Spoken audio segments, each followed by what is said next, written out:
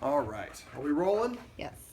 Oh, you're already back to doing it. Yeah, we're going to work on your personal space here in a minute. But first, we're going to, one of the rules we're going to adopt is no furniture to give mom a little bit of seclusion on the couch, especially with the young one on the way.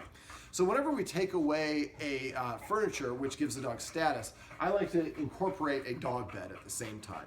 So right now, because of the layout of the living room, the TV's right here, I suggest we place it there. She's already going there because it's got the smell of where they've been sitting, so she's already accustomed to it. She's kind of blocking me from what I'm going to do, so I'm going to kind of explain. So we're going to basically, because we have some reasons for it, we're going to call this bar. Now, I always like to come up, as I was just talking about off camera, is I always like to come up with fun command words for commands or places. So, you know, we kind of have a chuckle. It helps the dogs feel good about themselves. All right, so he knows that I have a treat. So what I'm going to do is I'm just going to toss it onto the bar. And I say bar the second it touches his lips. Bar. Now, if they start fighting for them, you might want to work with them separately on this.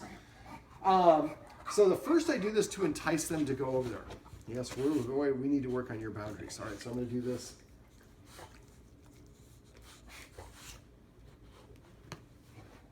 So the first way I do it is I toss and let them see that I toss it. So there we go. Now these have a strong aroma. These are not hunting dogs, but they still have a much better snout than we do. So the first thing I do is I just toss and let them see me toss it. So the couch is here. I would just have a pocket full, off. Whoops, sorry, buddy.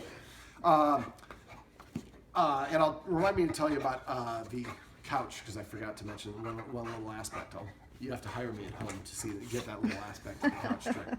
So the first way we do it is we toss and let them see us toss it. Now that one I wouldn't say it because it went off the bed. But this is why we want to have a light colored bed, because for this, if it's his color, come here, buddy. You have problems seeing it, especially for him. Dogs' eyes are not very good for color or for detail. They're great for movement.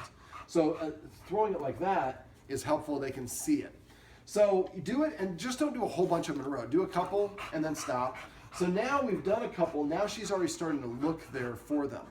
So then the second thing we do is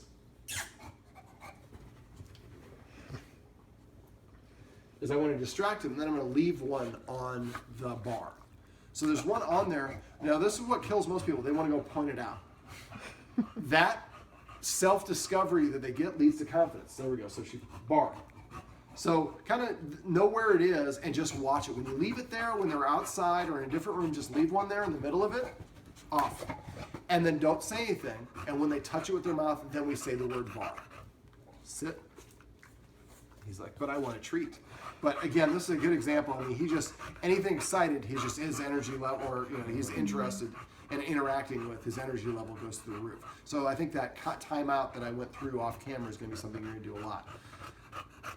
I was going to see if he was about to go up there. So that's, again, the example of the timing before he does it. So she's already sitting there. So what will happen after a while is they're going to go start sitting there on their own. Oh, let's see if he does. Bar. So at first we do it to entice them to go there. Then we start giving them to reward them for going there. So let's say that you're sitting here watching TV, one of them waddles over there and you don't have a treat. Just say bar the second they sit or lie down. Now, if you do have a treat, you pull it out. If they can catch it, throw it so they catch it in their mouth, or you can get up and go over and pop one in their mouth. Bar. But you see how quickly he was to go over there. This is usually within 1 or 2 days, they start hanging out there on their own. Now, I have another blanket here. I would maybe use this one as your top blanket with this color so that way they can see this right away. But I would take both of these off of there.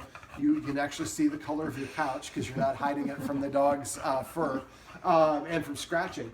But again, it gives them a place to go, and because it's under the TV, it's kind of desirable. So remember, first do it to entice, bar, then do it to reward. That was a little bit late on the reward. Now, the third way that I do it is I'll take the dog over there and I put him into an SIT when they're on there. Let me see if I can do it with you, buddy. Sit, bar. So I put them in a sit or an LAY and give them the treat. As soon as they sit or LAY, within 3 seconds, I'm giving them the treat while I say the command word. So she's already picking up on it. And again, I think a lot of it was the scent and the sight and the the look of it.